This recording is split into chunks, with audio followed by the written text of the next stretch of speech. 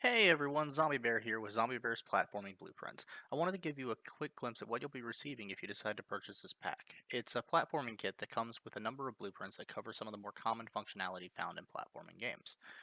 So right here, we have a platform that when you jump up into it, it allows you to jump through. This is very similar to things like Sonic and stuff like that, where you simply place the platform and the player has a way to get up but not back down. Right here, we have interactable objects and specifically a chest. If you hold E, it will spawn a number of coins on the Y and Z axis, which can be modified. But in this case, since it's a 2D platformer, it made sense to do the Y and Z axis. And it allows you to spawn a number of coins randomly within the space. This volume, when you jump into it, it actually causes damage to the player, very uh, frequently used functionality, and if you jump back out, our regeneration kit kicks in, which allows you to regen health back to full. Right here, we have a number of pickups that are for gaining lives. They're these small crystals, and they're just meant to up your lives when you touch them. Right here, we have the exact opposite. If you jump into this, it kills you, and you lose one life and go back to either the start point or the last checkpoint that you hit.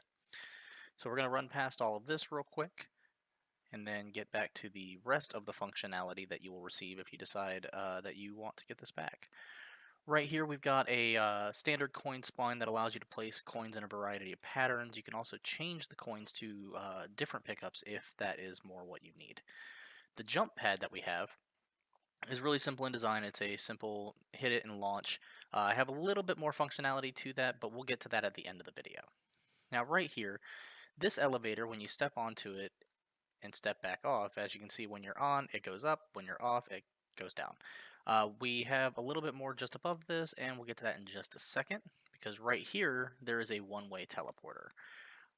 So popped in that way, can't go back. But we'll go back. This elevator is on a timer, and so is a very consistent.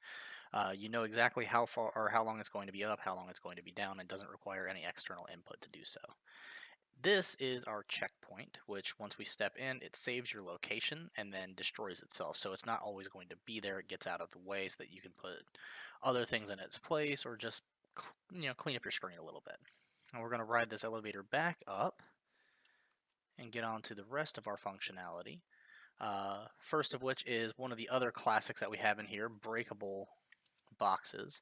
As you can see, it doesn't always spawn stuff, but it does spawn pickups when you hit it in the location that the box was sitting. We have keys, and these keys open various doors, as one would expect. We also have special keys, which only open very specific doors, so you have to have this key to get through a specific door. Uh, Another checkpoint, and that's for this part right here, which is our smashers. So as they come down, if they hit the player in the head, you will see that they kill them, and you have to go back to your latest checkpoint. We run past.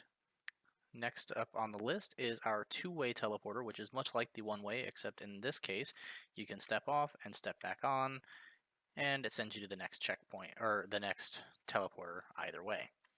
Now, finally, we have our special door, which only unlocks if you have that blue key on this level. Finally, we have this volume, which is our end volume, and that will send you to whatever you designate as the next level. In this case, we're just going to be restarting the level. So we step into it, and as you see, we pop back to the beginning. We can ignore all of this stuff and get on to the fun stuff that I wanted to show you. So coming over here, you can see our jump pack right here, or jump pad rather. Now, I added in, as you can see, let's see, a predictive line.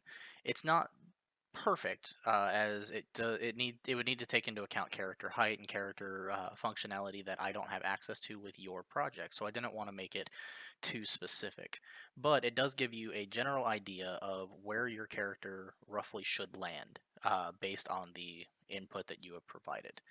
So that's kind of a nice little thing to help you out when you're determining where to place other jump pads, where to place platforms, uh, and stuff like that. The last thing I'd like to show you is on the teleporters.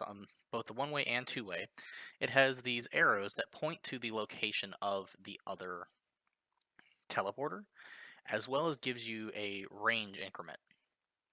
So this is to tell you exactly where the other teleporter that you have placed is and how far away it is from you.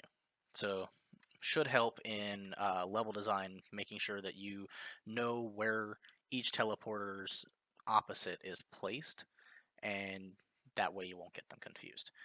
I do hope that this has been helpful. Please let me know if there's anything you would like to see or if you have any questions or concerns. Otherwise, I sincerely hope that this helps get your project moving forward.